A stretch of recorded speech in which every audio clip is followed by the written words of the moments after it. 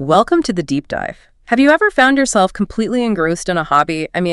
Losing track of time, happily spending hours on it, only to dread a task at work that, well, pays you quite well? Happens all the time, right? Absolutely.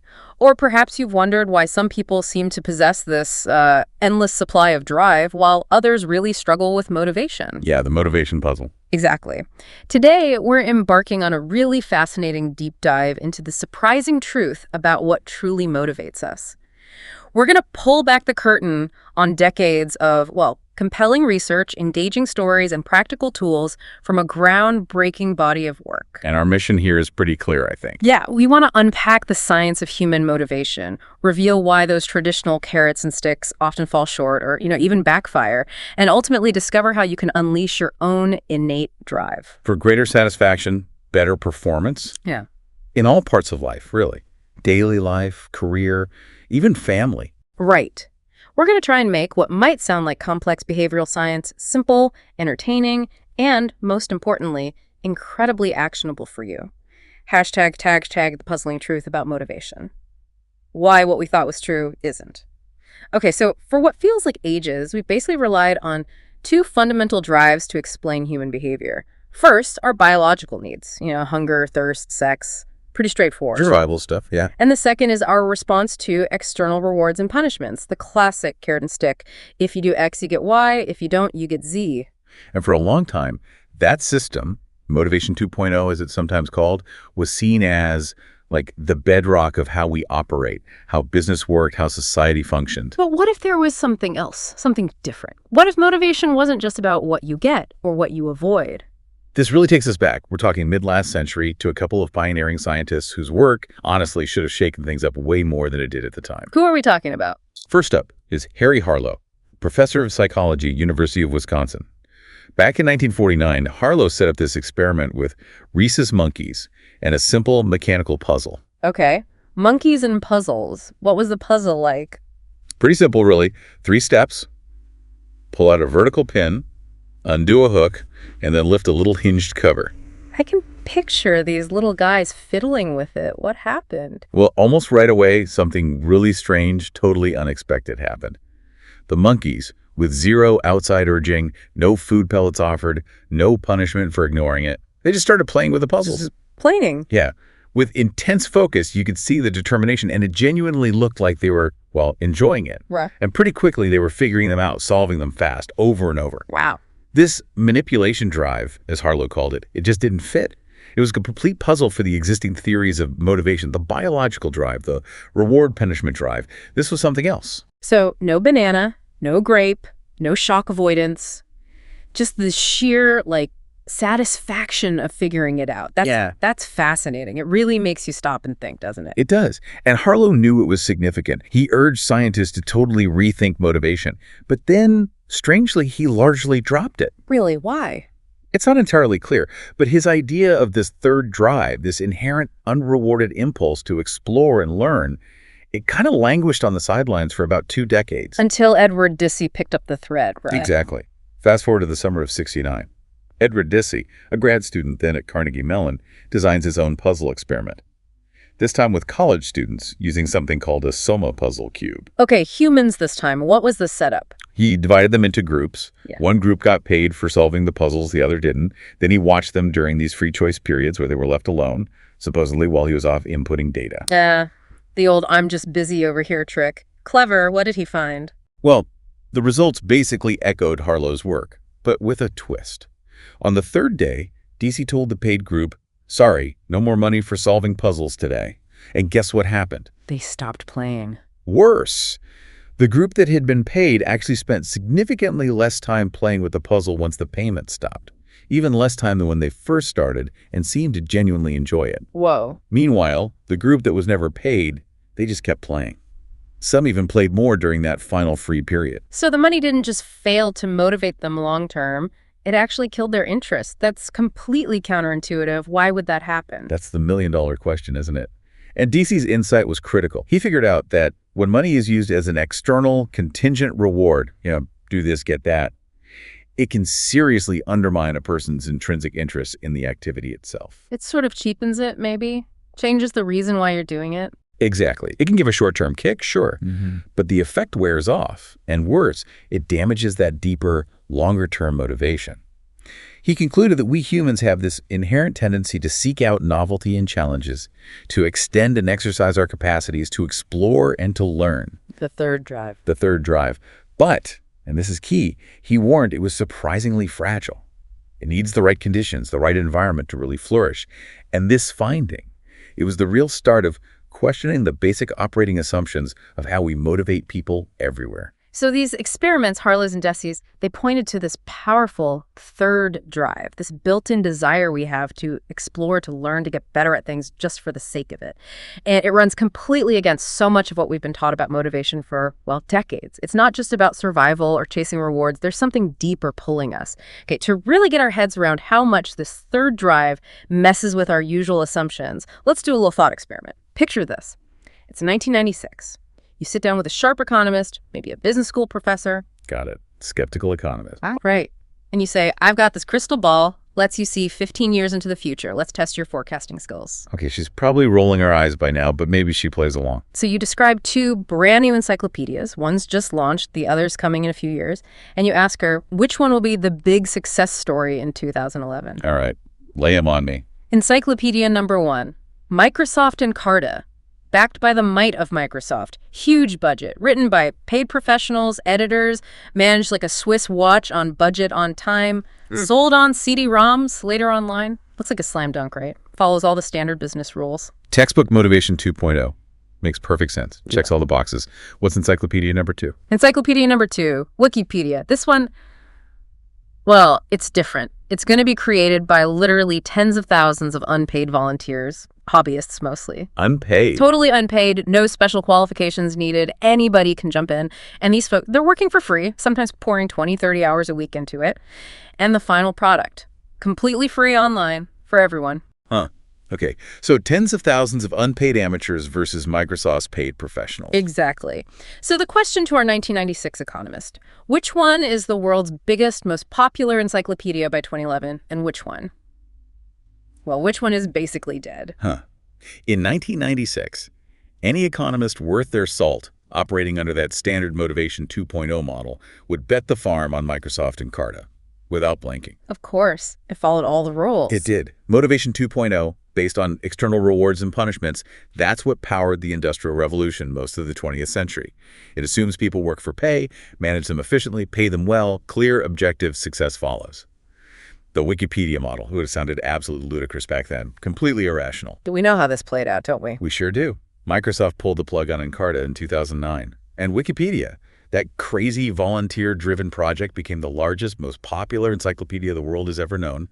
Millions of articles, hundreds of languages. It's an incredible story. It really is. Yeah. And this triumph of unpaid voluntary effort, it just demolishes the core ideas of Motivation 2.0. It exposes this massive compatibility problem, as Dan Pink calls it, between our old assumptions about motivation and how things actually work today.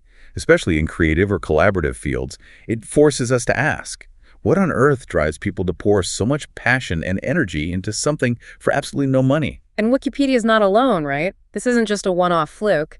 It seems like this old Motivation 2.0 system is clashing with how things are evolving in several key areas. Absolutely. There are at least 3 big areas where Motivation 2.0 is just increasingly out of sync. Okay, what's the first? First, how we organize what we do. Wikipedia is just one example of the rise of open source. Think about Linux, Apache web server software, Firefox browser.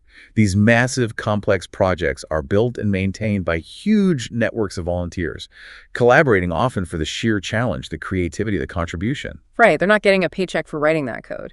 Exactly. And beyond open source, you see the rise of what are called for-benefit organizations, things like B corporations or L3Cs. These are businesses, they generate profit, but their main goal, legally enshrined sometimes, is to deliver significant social benefits. Profit isn't the end-all be-all, it's the fuel, the catalyst for a larger purpose. These purpose maximizers, they just don't fit neatly into the old profit maximization above all else model. That's a fundamental shift in the DNA of business itself. What's the second area? Second is how we think about what we do.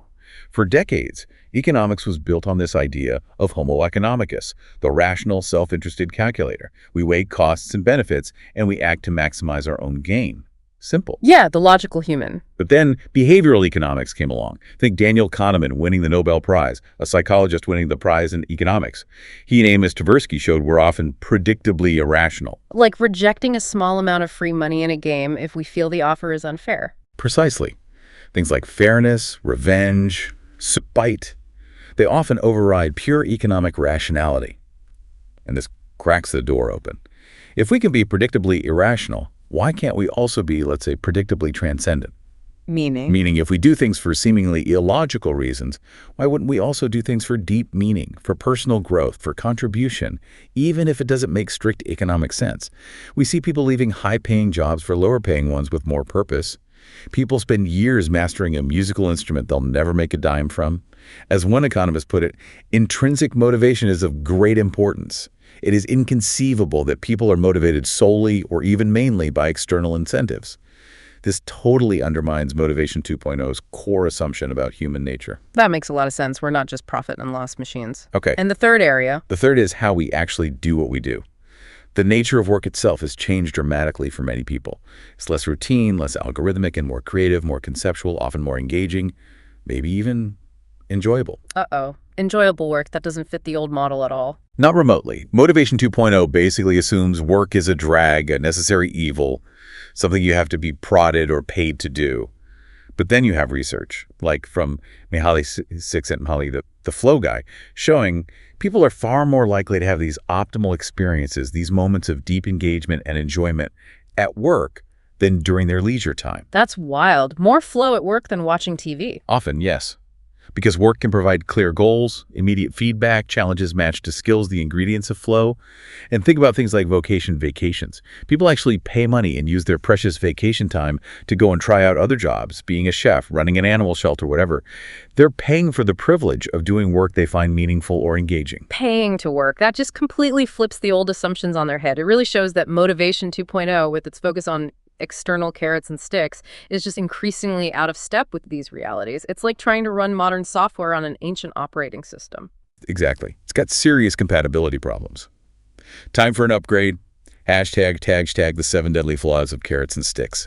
Why they often backfire. Okay, so if this old operating system, Motivation 2.0, is clearly failing us in many ways, what are the specific bugs? What are the problems with relying so heavily on those carrots and sticks? Turns out, they can often do the exact opposite of what we intend. Yeah, but before we jump into the flaws, there's a really critical baseline we need to establish. It's super important. Okay, what's that? People must be paid adequately and fairly. Full stop. This is the foundation. If your baseline rewards your salary, your benefits, the basics aren't sufficient. And if they aren't equitable compared to others doing similar work, motivation is going to tank. Period. So it's not that money doesn't matter. Not at all. Money absolutely matters. Okay. But its primary role in this context is to take the issue of money off the table. You pay people enough, fairly enough, so they're not thinking about money, they're thinking about the work. It prevents demotivation rather than being the primary driver of long-term, high-quality motivation itself. That's a really powerful distinction. Pay people enough so they stop worrying about pay. Okay, so once that baseline is covered, then we get into the interesting and often counterintuitive downsides of relying too much on external rewards, right? Exactly. Once that fair baseline is met, using contingent rewards, especially those if-then types, if you do this, then you'll get that bonus, can trigger a whole cascade of negative consequences. Let's unpack them. There are 7 main flaws. 7 deadly flaws. Sounds serious. What's number 1? Number 1, they can extinguish intrinsic motivation. This is often called the Sawyer effect, from Tom Sawyer whitewashing the fence. Yeah. He made a chore seem like a privilege. Exactly. He turned work into play. But rewards often do the reverse. They turn play into work. Offering payment for something someone already enjoys, like those monkeys with the puzzles, or kids who love to draw, can actually kill their natural interest. So Dissey's experiment showed this clearly. Absolutely. Dissey's Soma puzzle study, and later work by Mark Lepper and others with children, using things like felt-tip pens, consistently showed that expected, tangible rewards offered for doing something interesting snuff out that third drive, that natural curiosity. So how can you, listening right now, apply this? Think about a hobby you loved as a kid. Maybe it was building things or reading or playing music. Did introducing some kind of reward, maybe grades for reading in school or payment for practicing an instrument, subtly change how you felt about it? Did it start to feel like work? How can you protect your intrinsic motivation in the things you love now? That's a crucial question. Okay, flaw number 2. They can diminish performance. Wait, diminish? That seems totally backward. Don't bigger bonuses lead to better results? You'd think so. But a whole range of studies, including ones by MIT economists in India, researchers at the London School of Economics looking at corporate performance pay, they consistently find that for tasks requiring even basic cognitive skill, creativity, or problem solving, larger rewards actually led to poorer performance. Poorer? How? The theory is that the high stakes narrow focus too much, increase pressure, and can actually jam up cognitive processes needed for complex tasks. People get stressed, they choke, they don't perform as well. Wow. So the standard practice of dangling huge bonuses for complex, brainy jobs might actually be counterproductive. The evidence suggests it often is, yes. It challenges that core assumption that more money automatically equals better results for all kinds of work. Okay, number 3, they can crush creativity. Okay, this one makes a bit more sense after the performance point. Yeah, it's closely related. Remember the candle problem, Carl Dunker's classic test from the 1930s. You get a candle, tacks in a box, and matches.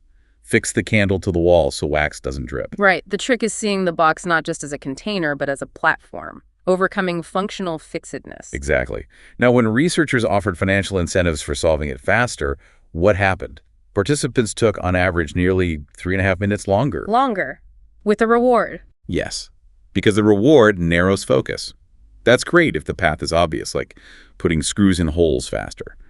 But for creative problems needing divergent, out-of-the-box thinking, that narrowed focus is a killer. It blocks insight. And this isn't just lab puzzles, right? No, studies by Teresa Amabile at Harvard looked at professional artists. She found that paintings and sculptures commissioned by clients with clear external rewards and constraints were consistently rated as significantly less creative than similar works the artists did just for themselves, even by independent experts. The artists themselves reported feeling more constrained by the commissions. Fascinating. Okay, flaw number 4. They can crowd out good behavior. Altruism, cooperation, fairness. These intrinsic motivations can be surprisingly fragile when extrinsic motivators muscle in. Like the blood donation example. Precisely. Richard Titmuss suspected paying for blood would reduce donations. When it was tested in Sweden, offering about $7 actually reduced the number of female donors by nearly half compared to purely voluntary donation. The money seemed to taint the altruistic act, shifting it from a civic duty or moral obligation into a less appealing commercial transaction. And the daycare centers in Israel. Another classic example. To stop parents being late, they introduced a small fine. Yeah. What happened? The number of late parents doubled. Doubled. Why? Because the fine effectively changed the calculation. Before, being on time was about respecting the teacher's time, a social obligation. After the fine, it became a simple economic transaction. I can buy the convenience of being late for this small price. The intrinsic motivation courtesy was crowded out by the extrinsic one, the fine. So how can you apply this? Maybe think about your own home. If you pay your kids for basic chores like making their bed or clearing the table, are you unintentionally turning what could be seen as a family contribution, an act of helpfulness, into just a job? Could it reduce their intrinsic desire to help out later for free? It's something to consider. Definitely. Okay, number 5. They can encourage cheating, shortcuts, and unethical behavior. Ah, the dark side. Yep. When the focus is intensely on hitting a specific target, especially a financial one, the temptation to hit corners, fudge numbers, or act unethically to reach that reward goes way up. We've seen countless examples of executives manipulating earnings for bonuses, athletes using steroids, salespeople pushing unnecessary products. Because the goal becomes the reward itself, not the quality of the work or the right way to do it. Exactly. Whereas with intrinsic motivation, where the reward is the activity itself or the mastery gained, there are no shortcuts. Cheating would defeat the whole purpose. The only path is the high road of genuine effort and learning. Makes sense. Number 6. They can become addictive. This sounds dramatic, but there's neuroscience behind it. Really? Brain scans. Yeah, research using fMRI scans shows that anticipating monetary rewards activates the nucleus, Accumbens the same brain region involved in addictions to things like cocaine and gambling. It triggers a dopamine surge. So you get a little hit from the reward or even just the anticipation of it. Exactly. And like other addictions, this means if-then rewards can create a dependency. The initial buzz wears off, requiring bigger and bigger doses, larger bonuses, more frequent praise to get the same motivational effect. You get hooked on the reward itself. That's a bit scary.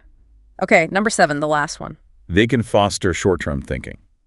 Just like the candle problem showed rewards narrowing the breadth of our thinking, they also limit the depth, our time horizon. Addicts want the quick fix. Cheaters want the quick win. Rewards focus our attention on the immediate prize, often at the expense of longer-term considerations or investments.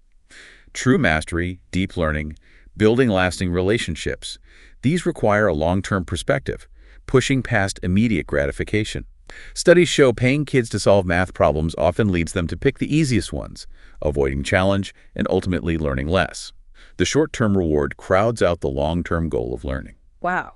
Okay, these 7 deadly flaws are pretty compelling. When you lay them out like that, it's hard to ignore the potential damage of relying too heavily on carrots and sticks, especially for anything beyond simple repetitive tasks. Understanding these flaws really feels like the essential first step towards a smarter, more human way to think about motivation. Hashtag when carrots and sticks do work a narrow path. Now, it's really important to add a bit of nuance here. We've just spent time talking about all the downsides, but it's not like all rewards are inherently bad all the time. Yeah. Motivation 2.0, the carrot and stick approach, it still has its place. It's just a much narrower place than we usually assume. Okay, that's good to clarify. It's not about completely abandoning everything we thought we knew. So when do they work effectively? Primarily, they work for routine, algorithmic tasks only. Remember the candle problem. Incentives mess people up when it required creative thinking. Right, because it hindered that out-of-the-box solution. Exactly. But when another researcher, Sam Glucksberg, did a version where he took the task out of the box beforehand, making the solution pretty obvious. So he removed the need for that creative leap, the functional fixedness part. Precisely.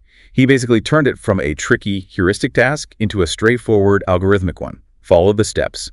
And in that version, the group offered the reward performed significantly faster. Okay, so the reward helped when the path was clear and it was just about execution speed. That's the key insight. For routine, rule-based, maybe not so interesting tasks, think assembly line work, basic data entry, stuffing envelopes where there's not much intrinsic motivation to undermine in the first place, and creativity isn't really required. Then a simple if-then reward can provide a nice little motivational booster shot without causing those significant negative side effects. That makes sense. It applies to a lot of the, let's call it drudge work that we all face sometimes, doesn't it? The stuff that just isn't inherently thrilling, but absolutely needs to get done. So how can you, or maybe a manager listening, handle those necessary but mundane tasks effectively, even if you might use a simple reward while still keeping those type I principles in mind? Even with routine tasks where a reward might be appropriate, you can still apply a few Motivation 3.0 principles to make it better. 1. Offer a rationale. Briefly explain why this boring task is necessary. How does it connect to the bigger picture? Giving context makes even dull work feel a bit more meaningful. 2. Acknowledge that the task is boring. Just saying, look, I know this isn't the most exciting job, but it needs doing, is an act of empathy. It signals that this is an exception, not the desired norm, and you understand. 3. Allow people autonomy over how they complete the task. State the desired outcome clearly, but give them freedom over the process or technique. Let them figure out the most efficient or comfortable way for them to get it done. That little bit of control can make a difference. That's a really thoughtful approach, even for the boring stuff. Mm-hmm. Okay, but what about the non-routine, creative, heuristic work? We know if-then rewards are dangerous there. What's the alternative if you want to acknowledge great work or effort? You can't just ignore it. Absolutely not. And this is where now that rewards come in. They are fundamentally different from if-then rewards. Oh, wow. Now that rewards are given after the task is complete, and crucially, they are generally unexpected. The person isn't working in order to get the reward. They're focused on the work itself. The reward then comes as a genuine bonus, a form of recognition or appreciation, rather than being the primary driver or contingency that directs their behavior. Okay, so it's more like a surprise thank you afterwards rather than a bribe beforehand. How can you, listening, apply these now that rewards effectively, whether it's for yourself as a little pick-me-up or for your team or family? There are a few key things to keep in mind for now that rewards. especially if it's praise or feedback. 1. Provide useful information. Make the feedback specific. Don't just say, good job. Say, wow, the way you approached that client's problem was really innovative, or your detailed analysis in that report was incredibly helpful. Focus on effort and strategy, not just the outcome or innate talent. Praise should be useful feedback that helps people learn and grow. 2. Offer praise, generally, in private. Unless it's a public celebration for a team win, individual praise often feels more sincere and less like a performance when delivered one-on-one. It's feedback, not an award show. 3. Be sincere and don't overdo it. Kids especially, but adults too, have excellent radar for fake or overly effusive praise. It feels manipulative. Keep it genuine. Overpraising can also subtly shift the goal from achieving mastery to just earning praise. This more nuanced understanding feels really crucial. It's not about banning rewards altogether, but about being much smarter and more intentional about how and when we use them. It's about understanding their deep, often hidden impact on our intrinsic motivation and behavior. Use them judiciously. Hashtag motivation 3.0, the 3 elements of type I behavior. Okay, this brings us beautifully to motivation 3.0, the essential upgrade, the operating system our modern lives and work really need. And at the very heart of it is what's called I behavior. Right. Type I behavior is fueled by those intrinsic desires we've been talking about, the inherent satisfaction you get from the activity itself. It's doing things because they are interesting, challenging, absorbing. And this stands in stark contrast to type X behavior, right? Which is driven primarily by those extrinsic rewards and punishments we've just dissected. Exactly. And here's a fascinating point. The research strongly suggests that type I individuals, those driven more by intrinsic factors, generally outperform type X individuals in the long run, especially in complex roles. Really? Even though type X might seem more focused on hitting targets for rewards? Yes. Because while an intense focus on extrinsic rewards type X can deliver quick, short-term results, that approach is often hard to sustain and doesn't foster deep learning or mastery. Intrinsically motivated people, the type is, tend to persist longer through difficulties, precisely because their drive comes from within that desire to direct their own lives, to learn, to create, to contribute. So type I doesn't mean rejecting money or recognition entirely. Not at all. Type I individuals still need fair compensation. They appreciate recognition. But they see those things as a baseline or as feedback, not as the primary goal or the main reason they do what they do. And think about it this way. Type I motivation is like a renewable resource like solar energy. It replenishes itself. Type X motivation, driven by external rewards, is more like coal. It can provide a powerful burst, but it produces negative side effects, those 7 flaws, and eventually runs out or requires bigger doses. Renewable energy versus fossil fuels for motivation. I like that analogy. Okay, so the huge question is, how do we cultivate this more powerful, sustainable type I behavior in ourselves, in our teams, in our kids? It really boils down to nurturing 3 essential elements, 3 innate psychological needs that humans universally possess: autonomy, mastery, and purpose. Autonomy, mastery, and purpose. Okay, let's unpack each one. And crucially, let's explore how you can apply them to your life starting today. Let's begin with autonomy. So, autonomy. The core idea here, as I understand it, is that our fundamental nature, like our factory default setting as humans, is to be curious and self-directed. Just watch any baby exploring the world. Absolutely. They're constantly poking, prodding, trying things out, trying to exert control over their little universe. If we as adults become passive or compliant, it's not because that's our inherent nature. It's usually because something in our environment has got to flip that default setting off. So the old way, management by control, it leads to compliance, right? People do what they're told. But autonomy, that unlocks something deeper. It unlocks true engagement. Control gets you compliance. Autonomy gets you engagement. And this isn't about being a lone wolf or rejecting teamwork. It's about acting with a full sense of volition, of choice, even when you're working interdependently with others. It's the feeling that you are the agent of your own life. And the science backs this up. Autonomy leads to better outcomes. Overwhelmingly so. Study after study in behavioral science links autonomous motivation to all sorts of good things. Greater conceptual understanding, better grades in school, enhanced persistence when things get tough, higher productivity, less burnout, and just overall better psychological health and well-being. And in the workplace. The effects are dramatic. Research comparing companies that emphasize autonomy versus those that rely on top-down control shows that the autonomy-focused businesses grow significantly faster, like 4 times the rate, and have about 1/3 the employee turnover.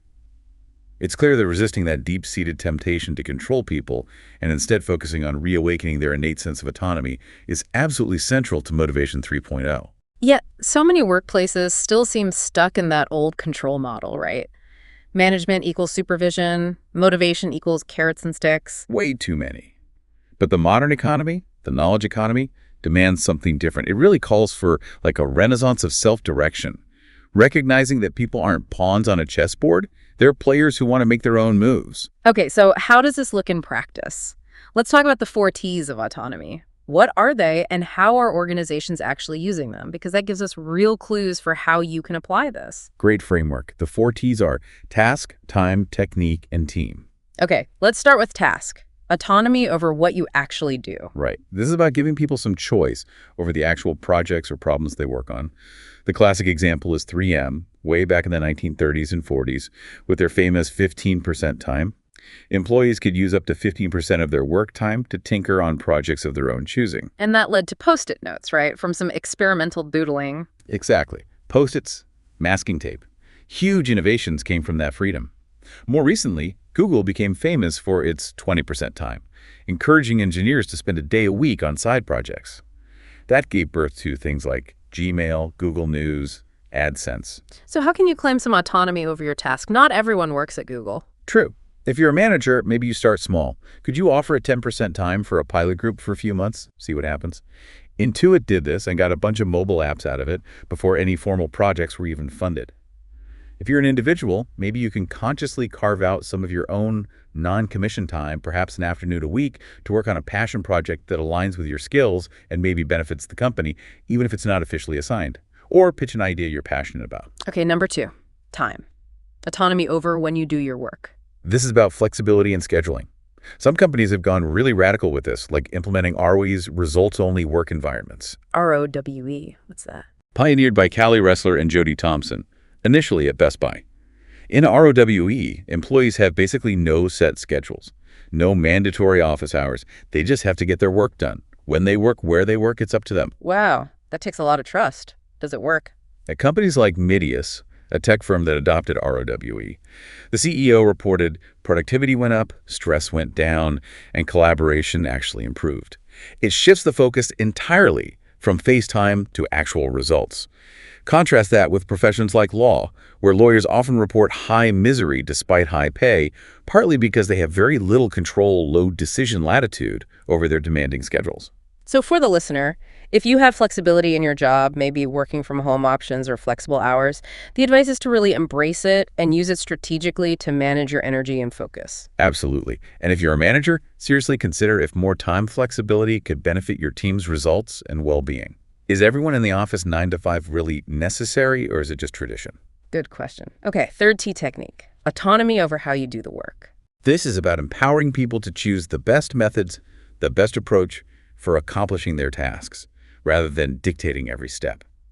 Zappos, the online shoe retailer famous for customer service, is a great example. How so? I know they have a unique culture. They famously offer new hires $2,000 to quit after the initial training if they feel they aren't a good fit for the Zappos culture. Those who stay, they get incredible autonomy over how they interact with customers. No scripts for calls, no strict time limits. They're trusted to use their judgment to solve customer problems and build relationships. And the results: minimal employee turnover and consistently top-ranked customer service. So they trust their people to find the best technique. How can you apply this? Look for areas in your own work where you have discretion over how you accomplish a goal. Can you experiment with different approaches? Can you streamline a process? If you manage people, focus on delegating the desired outcome, not the precise procedure. Trust your team to figure out the best way to get there. They might surprise you. Makes sense. And the final T team, autonomy over who you work with. This is maybe the trickiest one to implement broadly, but it can be incredibly powerful. It's about giving people some say in who they collaborate with. Examples. At Whole Foods, individual departments often get to vote on whether to keep a new hire after a trial period. At Facebook, new engineers typically go through a boot camp and then get to choose which team they want to join based on projects and people. Google has things called grouplets, small, self-organized teams with minimal budget or authority that can spring up to tackle a specific issue or project bottom-up. So the ability to choose your collaborators fuels that intrinsic motivation. It seems to. Working with people you connect with, whose skills complement yours, and whom you respect, that's intrinsically rewarding. And studies show that intrinsically motivated people actually tend to be better, more cooperative coworkers, too. So how can you claim more autonomy over team if you can't just pick your colleagues? Maybe you can't choose your official team, but perhaps you can be strategic about forming alliances on projects. Seek out colleagues who share your work ethic and passion. Volunteer for cross-functional teams that interest you. If you have influence, advocate for processes that give people more choice in project assignments or team formation. This focus on autonomy, task, time, techniques, team jury, it's not about encouraging people to slack off, is it? It sounds like it's actually about fostering accountability. That's a critical point. It's the opposite of slacking off. When people feel they have genuine control over their work, they feel a greater sense of ownership and responsibility for that work. They want to be accountable because it's their choices, their efforts driving the results. Management's role shifts from controlling and supervising to creating the conditions for autonomy to flourish. So what are some concrete first steps someone listening could take to cultivate more autonomy, either for themselves or their team? Here are a few practical ideas for you. Conduct an autonomy audit. Create a simple anonymous survey for yourself or your team. Ask people to rate their perceived autonomy on a scale of 0 to 10 for each of the 4 T's: task, time, technique, and team. Just seeing the numbers can spark really valuable conversations about where the pain points are. If you're a manager, try taking 3 small steps toward giving up control. 1. Involve people more in setting their own goals. Goals are more motivating when co-created. 2. Consciously use less controlling language, swap must or should for think about or consider. 3. Try holding open office hours where employees can come to you with issues or ideas on their own terms rather than you constantly checking in on them. Be strategically subversive in a good way. Don't feel like you have to revolutionize your entire organization overnight. Start small. Pick one thing within your own sphere of influence, maybe how you manage your own schedule, or how you delegate one specific task and try applying an autonomy principle. If it works well, share your success. That's often how positive change spreads organically, from the bottom up or middle out. Okay, so once you've got a degree of autonomy, a sense of control over your work and life, what comes next in Motivation 3.0? That brings us to mastery, right? Exactly. Mastery is that second crucial element. It's the deep-seated human urge to get better and better at something that you genuinely find meaningful. It's about stretching yourself, improving your skills, refining your craft, pushing your own boundaries. We talked about how the opposite of autonomy is control, and control just gets you compliance. So what's the connection between mastery and autonomy? Well, control gets compliance, but only engagement can produce mastery. And you need autonomy to get genuine engagement. For the kinds of complex, creative, problem-solving work that define the 21st century, just showing up and complying isn't nearly enough.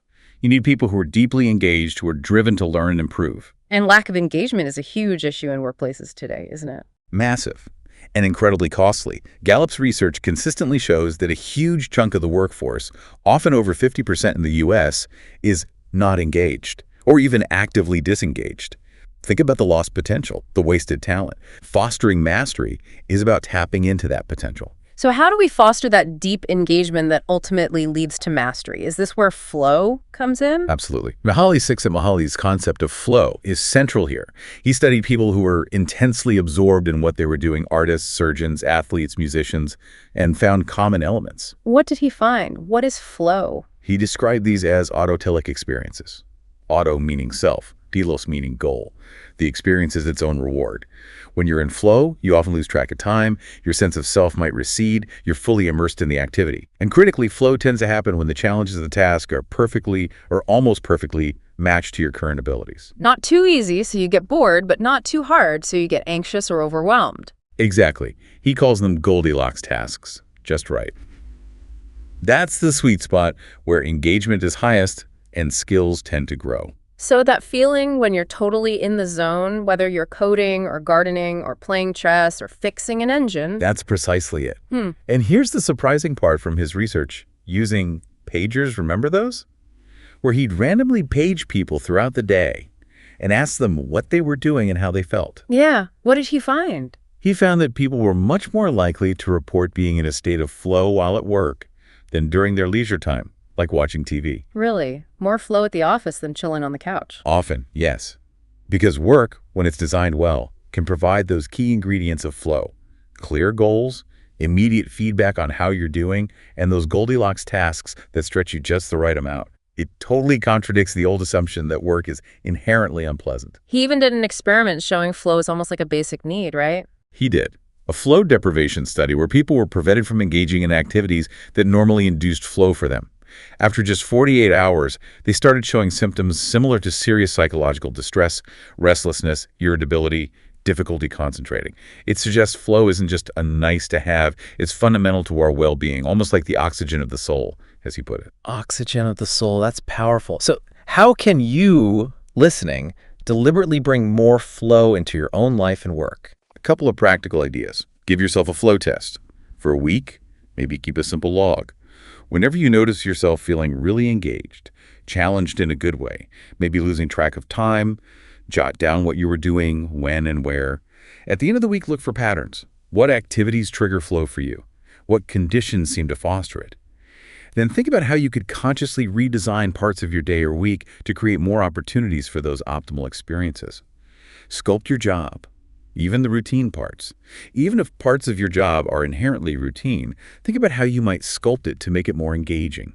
Remember the study of hospital cleaners.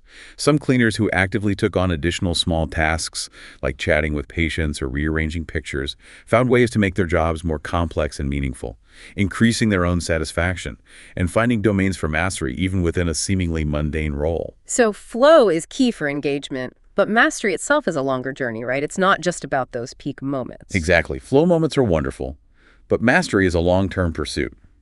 And it seems to follow three rather peculiar laws. Ooh, laws of mastery. Okay, what's the first law? First, mastery is a mindset. This comes largely from the work of Stanford psychologist Carol Dweck on self theories. Fixed mindset versus growth mindset. That's the one. She found people tend to hold one of two basic beliefs about their abilities. Fixed mindset, or entity theory. You believe your intelligence, your talents are basically fixed traits. You have a certain amount, and that's it. Sure. People with this mindset tend to focus on performance goals, looking smart, avoiding mistakes, because they see challenges as risks to expose their limitations. They might avoid effort, seeing it as a sign of low ability. Growth mindset, or incremental theory. You believe your abilities can be developed through dedication and hard work. Brains and talent are just the starting point. People with this mindset embrace learning goals, developing skills, mastering challenges. They see effort as the path to mastery, and setbacks not as failures, but as opportunities to learn and improve. And the research shows that growth mindset leads to better outcomes. Consistently. Students with a growth mindset tend to achieve more, persist longer in the face of difficulty, and actually enjoy the process of learning more. So how can you apply this? It's about consciously cultivating that growth mindset, isn't it? Yes. See challenges not as threats, but as opportunities to stretch yourself.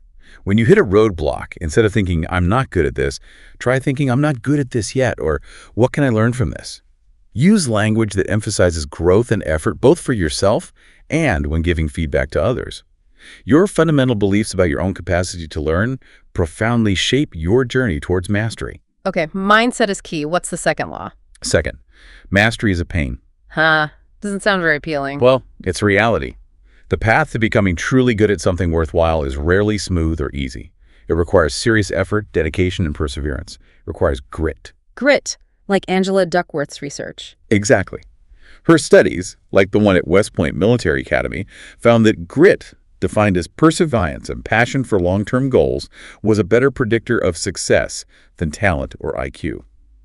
Mastery also requires what Anders Ericsson calls deliberate practice. Deliberate practice. That's not just putting in hours, right? It's specific. It's very specific. It's intense, focused effort aimed squarely at improving weaknesses.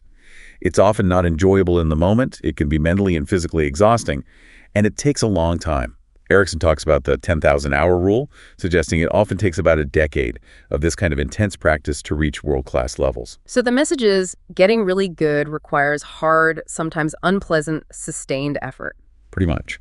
As Carol Dweck says, effort is one of the things that gives meaning to life. Or as the basketball legend Julius Erving put it, being a professional is about doing the things you love to do on the days you don't feel like doing them. Mastery demands pushing through discomfort. So how can you apply this painful truth? Embrace the effort. If you want to master something, commit to that deliberate practice. Identify your weaknesses ruthlessly and work on them specifically. Prepare for it to be tiring and sometimes frustrating. That's part of the process. And a small practical tip. At the end of each day, ask yourself, was I a little bit better today than yesterday? Look for those small incremental improvements. That micro progress is what keeps you fueled on the very long road to mastery. Okay, so mastery is a mindset, mastery is a pain. What's the third law? Third, mastery is an asymptote. An asymptote, like in math class, the line a curve approaches but never quite touches. Precisely that. The idea is that you can approach mastery, you can get closer and closer, you can always improve, but you can never fully achieve it. There's always more to learn, another level to reach. Even the greatest artists, musicians, athletes feel this. They're constantly striving, never feeling like they've completely arrived. So complete mastery is impossible. That sounds kind of depressing. It might sound frustrating, but it's also part of what makes the pursuit so alluring, so motivating. The challenge never ends. The joy, in many ways, is in the striving itself, more than in reaching some mythical final destination. Mastery attracts us precisely because it perpetually eludes us. That's a beautiful way to put it. The joy is in the journey. So how can you apply this idea of mastery as an asymptote? A couple of things. Do your own DIY performance reviews. Don't just wait for that formal annual review at work, if you even have one. On a regular basis, maybe monthly, set your own performance goals and learning goals related to your pursuit of mastery. Then, honestly assess your progress. What did you do well? Where did you fall short? What do you need to focus on next month? This creates your own continuous feedback loop for growth. Foster peer-to-peer feedback, especially now that rewards. In organizations, think about ways to encourage colleagues to give each other timely, specific feedback. Some companies even allow employees to give small, symbolic, now that bonuses to peers who helped them out or did great work. This provides instant, authentic recognition and reinforces effort without the downsides of pre-announced if-then rewards. It irrigates what's often a feedback desert. All right, we've covered autonomy, the need to direct our own lives, and mastery, the urge to get better at stuff that matters. What's the third leg of this Motivation 3.0 stool? The third leg is purpose. This is the deep human yearning to make a contribution, to connect our lives and our work to something larger and more enduring than ourselves. It's about having a why that goes beyond just personal gain or skill development. It feels like this idea of purpose is becoming more prominent in conversations lately, doesn't it? Especially in the world of work. Definitely. We're seeing a real shift, perhaps driven partly by aging baby boomers reevaluating their lives, but also by younger generations seeking more meaning in their careers.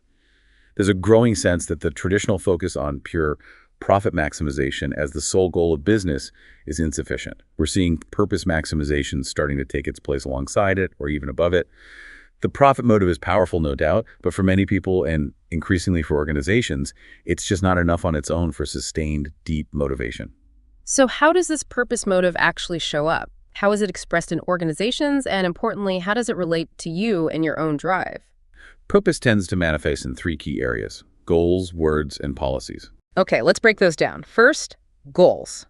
How does purpose change organizational goals?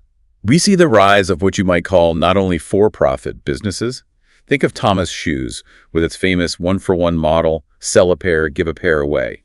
Their purpose, helping children, is baked right into their business model.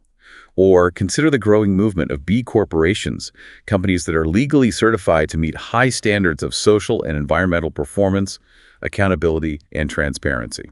So their stated goals explicitly include social benefit, not just shareholder profit. Exactly. For these kinds of companies, profit isn't the ultimate objective. It's the catalyst that allows them to pursue their larger purpose. Their goal is to pursue purpose with the same energy and focus that traditional economic theory says entrepreneurs pursue profit. It's a fundamental redefinition of what business success looks like. Okay, that's purpose in the formal goals. What about words? How does language reflect purpose? The words people use within an organization and how they talk about the organization can be incredibly revealing and also very powerful in shaping motivation. Robert Reich, the former U.S. Labor Secretary, uses what he calls the pronoun test. The pronoun test, what's that? When he visits a workplace, he listens carefully. Do employees refer to the company as they? As in, they decided this, or they want us to do that? Or do they say we? We are trying to achieve this we believe in. They suggests distance, maybe alienation, while we suggests identification, feeling part of something. Precisely. That small linguistic difference often points to vastly different levels of engagement and connection to purpose.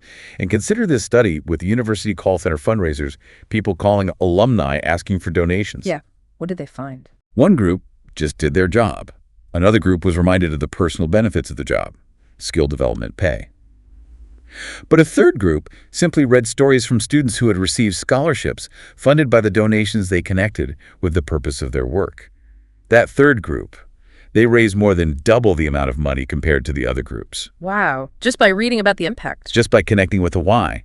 It shows how much people hunger for context, for understanding how their specific task contributes to a larger whole.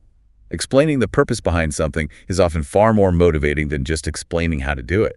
So how can you, the listener, apply this power of words and purpose? A few ideas. Ask the big question. What's your sentence? This is inspired by Claire Booth Luce, who apparently said every life should strive towards a single-sentence summary. What's a one sentence that would sum up your life's purpose, your contribution? Maybe it's, she helped entrepreneurs build sustainable businesses, or he taught 2 generations of kids how to read. Thinking about this can help orient your actions towards a larger purpose. Play, whose purpose is it anyway? If you're on a team, try this. Anonymously, have everyone write down what they believe the team's or company's core purpose is in one sentence. Then compare the answers. Is there alignment? Or are people working towards different perceived goals? It can spark a great discussion. Use Reich's pronoun test. Pay attention. In your workplace, in meetings, in casual conversation, listen to how people refer to the organization. Is it we or they? It's a simple but often telling diagnostic. Those are great practical ways to think about purpose through language. Okay, what about the third area? Policies. How can organizational policies actually bake purpose into the structure of work? Policies can make purpose tangible. For example, research shows that allowing employees to spend a portion of company money on pro-social causes, like donating to a charity of their choice, can actually boost their job satisfaction more than if they receive the same amount as a personal bonus. Interesting. Giving away money feels better than getting it. In terms of job satisfaction, sometimes yes. Another powerful example comes from the Mayo Clinic. They found that physicians who are allowed to spend just 1 day a week focusing on the aspect of their work, they found most personally meaningful, whether that was specific types of patient care, research, or community service, had significantly lower rates of burnout, like half the rate, compared to colleagues who didn't have that dedicated time. So that's like Google's 20% time, but specifically focused on purposeful work. Exactly. 20% time with a purpose. It acknowledges that connecting with meaning is vital for sustained well-being and performance. So how can you apply this policy idea, maybe if you lead a team, or even just in how you approach collaboration? Build the type I team. Focus on fostering collaboration over internal competition. Help the team connect with a shared mission or cause that goes beyond just hitting targets. How does the team's work contribute to customers, the community, or a larger goal?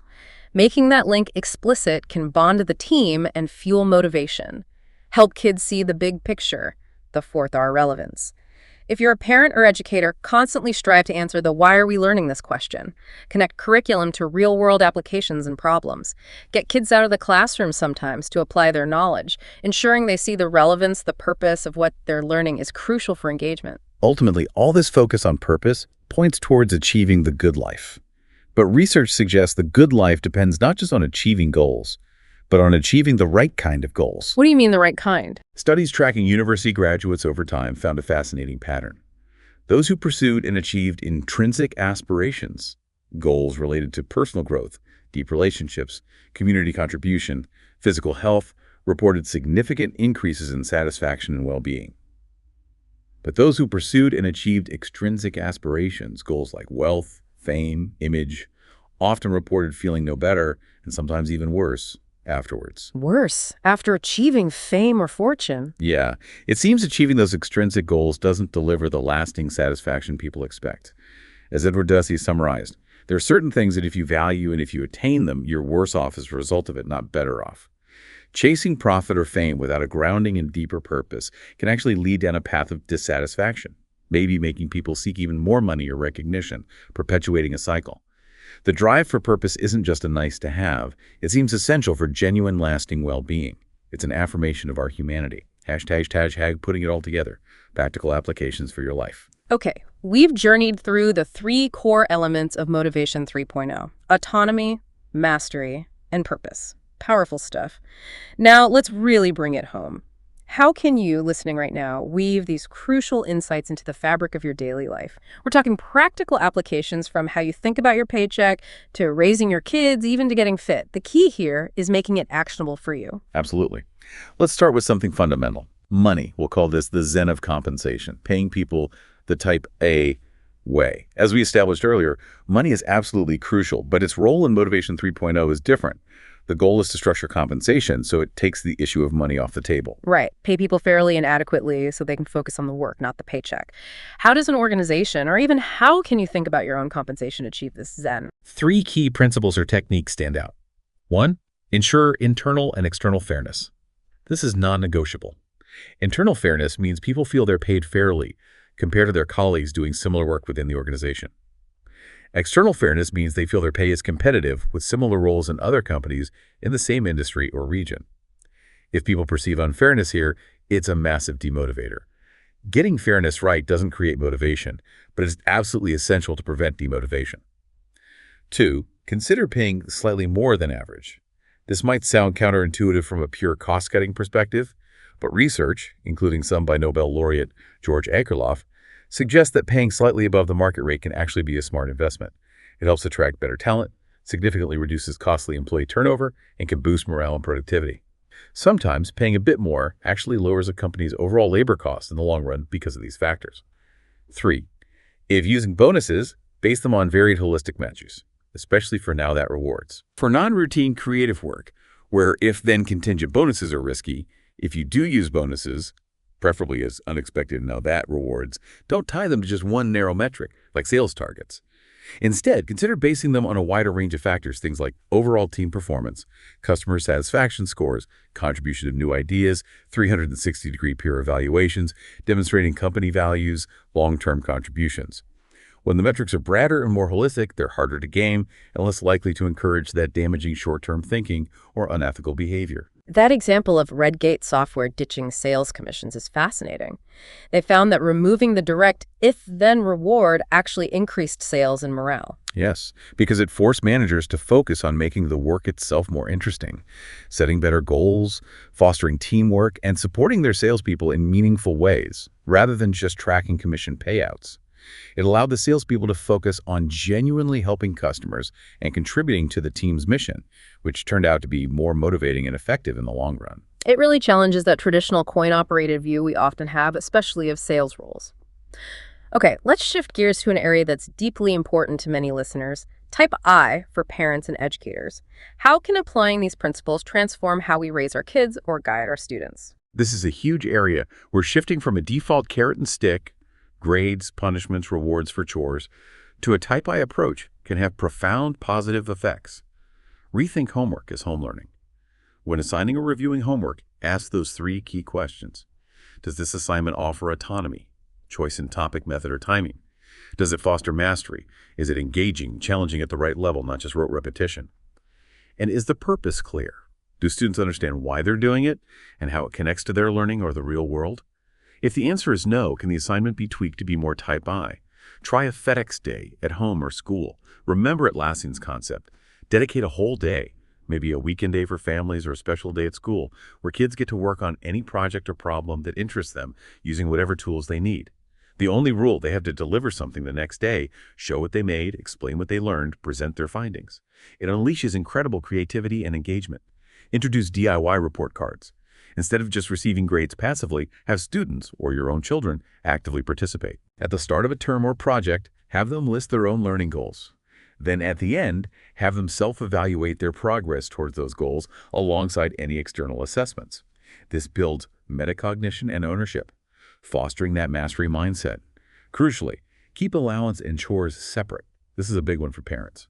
Give an allowance to teach kids about managing money saving, spending, maybe giving. Assign chores because contributing to the household is part of being a family member, a shared responsibility. Don't link the two. Paying for chores sends the message that the only reason to help out is for cash, turning a potential intrinsic motivation, helpfulness, contribution, into a purely transactional one. Offer praise the right way. Again, it bears repeating because it's so important. Praise effort, strategy, persistence, improvement, not innate talent or intelligence. You worked so hard on that problem, you didn't give up, is better than, wow, you're so smart. Make praise specific. I really like how you organize your argument in that essay. Mostly private and always sincere. This builds a growth mindset. Let students be teachers. One of the best ways to truly master something is to teach it to someone else. Find opportunities for students to research a topic they find interesting and then teach it to their peers, younger students, or even parents. Learn from unschooling principles. Even if the full philosophy of unschooling, where learning is entirely child-led, following their interests without a set curriculum isn't practical for you, there are valuable lessons there about trusting children's curiosity, allowing deep dives into passions, and maximizing autonomy over task, time, technique, and team learning partners. And finally, let's apply this to ourselves in a very personal way. The Type I fitness plan. Yes, even exercise, which can often feel like a chore we force ourselves to do, can become a intrinsically motivated Type I activity. Okay, I'm listening. Because staying motivated to exercise is a constant battle for so many of us, how can autonomy, mastery, and purpose help here? 1. Set your own goals. Autonomy and purpose. First, make sure your fitness goals are genuinely yours and ideally more intrinsic than extrinsic. Instead of just, I need to lose 10 pounds for the beach, frame it as, I want to have more energy to play with my kids, or I want to manage stress better, or I want to stay healthy and active for the long run. Connecting fitness to deeper values and purpose leads to much better long-term adherence than chasing short-term external outcomes. You chose the goal, and it has meaning. 2, ditch the treadmill, unless you genuinely love it. Autonomy and mastery flow. If your current workout routine feels like a monotonous obligation, find a form of movement you actually enjoy, something that might even produce flow for you. Maybe it's hiking, dancing, playing a sport with friends, rock climbing, martial arts, kayaking. Use the Sawyer effect in reverse. Turn your workout into play. Give yourself the autonomy to choose an activity you like. 3, keep mastery in mind. Pick an activity where you can see and feel yourself improving over time. Running faster or longer distances, lifting heavier weights, mastering a new yoga pose, learning a complex dance routine, improving your tennis serve. That sense of progress, of getting better, is a powerful intrinsic motivator. Keep finding ways to challenge yourself at the right level, Goldilocks tasks, to stay engaged. 4, reward yourself the right way, if at all. Be very careful with rewards for exercise. Avoid those if-then bribes. If I go to the gym 3 times this week, then I'll buy myself that gadget. They can easily backfire and make exercise feel transactional. If you use rewards, make them occasional, unexpected. Now that reward's related to well-being after you've completed the activity. Like, wow, I finished that tough workout. Now that I'm done, I'm going to treat myself to a relaxing bath or a massage. It acknowledges the effort without undermining the intrinsic reasons for doing it. Wow. We have really covered a lot of ground today, haven't we? We've journeyed through the surprising history of motivation research, from those perplexing monkey puzzles, Right, to the counterintuitive effects of money on college students. to the epic failure of predicting Wikipedia's success using old models. We've dissected the 7 key ways traditional carrots and sticks can go wrong, often stifling the very creativity and performance they aim to boost. But the really exciting part, the truly good news in all of this, is the powerful alternative. Motivation 3.0, built on that innate third drive within all of us, our deep-seated human needs for autonomy, mastery, and purpose. And when those elements are nurtured, when they're present in our work, our learning, our lives, the results are pretty amazing, aren't they? They really are. Individuals don't just perform better by external metrics, they flourish. We see stronger results, yes, but also greater creativity, deeper engagement, better psychological health, and just a richer sense of overall well-being. It points towards a more complete, more accurate, and frankly, more optimistic understanding of human nature. It really feels like more than just a set of techniques for business or productivity. It feels like an affirmation of our humanity. I was struck by that quote you mentioned earlier about human history moving towards freedom because it's in our nature. Exactly. The quote goes something like, "The course of human history has always moved in the direction of greater freedom." And there's a reason for that, because it's in our nature to push for it. If we were just plastic, like some people think, this wouldn't be happening. We aren't just passive responders to stimuli. We're not automatons waiting for instructions or rewards. We're players. We're agents. We are. Our innate desire to direct our own lives, to learn and create new things, and to connect to purposes larger than ourselves, that's a potent, powerful, and thankfully renewable force.